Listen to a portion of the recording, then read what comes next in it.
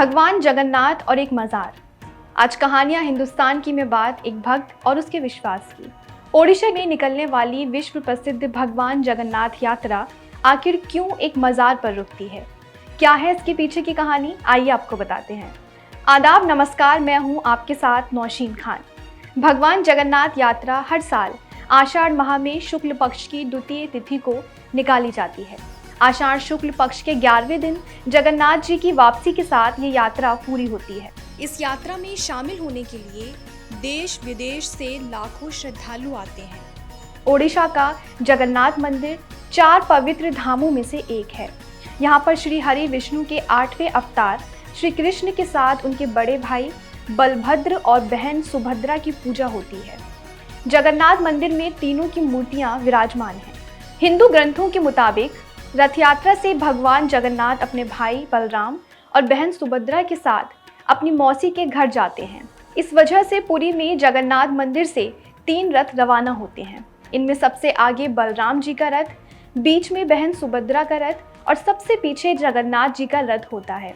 माना जाता है कि एक बार भगवान जगन्नाथ की बहन सुभद्रा ने उनसे नगर देखने की इच्छा जाहिर की थी, तो वो उन्हें भाई बलभद्र के साथ रथ पर बैठाकर ये नगर दिखाने लाए थे। इस दौरान भगवान जगन्नाथ अपनी मौसी के घर गुड़ीचा भी पहुंचे और वहां पर 7 दिन ठहरे थे। यात्रा के बारे में बताया जाता है कि इस रथ यात्रा के दौरान एक मज़ार पर भगवान का रथ रोका जाता है।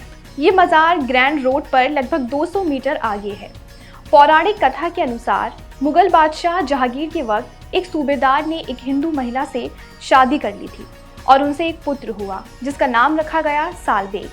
सालबेग की शुरुआत से ही भगवान जगन्नाथ पंथ के प्रति आस्था थी, लेकिन वो मंदिर में प्रवेश नहीं कर पाते थे। उनकी भक्ति की गाथाएं आज भी कई भजनों और गीतों में जिंदा हैं।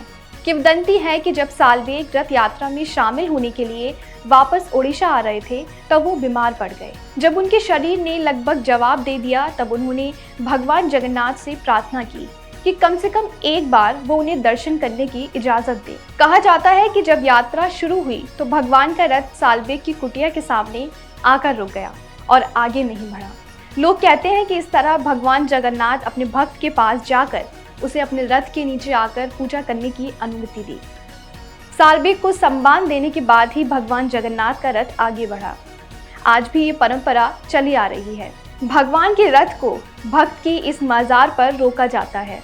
समाज की ऐसी खूबसूरत तस्वीरें ही देश की पहचान है जो इंसानी रिश्तों को मजबूत करती हैं। DNN 24 देश की ऐसी ही खूबसूरत तस्वीरें आपके सामने लेकर आता रहा है। ऐसी तस्वीरें जो लोगों को जोड़ती हैं, क्योंकि ऐसी तस्वीरों से ही बनती हैं कहानियां हिंदुस्तान की। जो है आपके आसपास, आपके शहर का खास, वो दिखाएगा आपको DNN 24, आपका अपना डिजिटल न्यूज नेटवर्क। तो फिर कीजिए लाइक, सब्सक्राइब और फॉलो।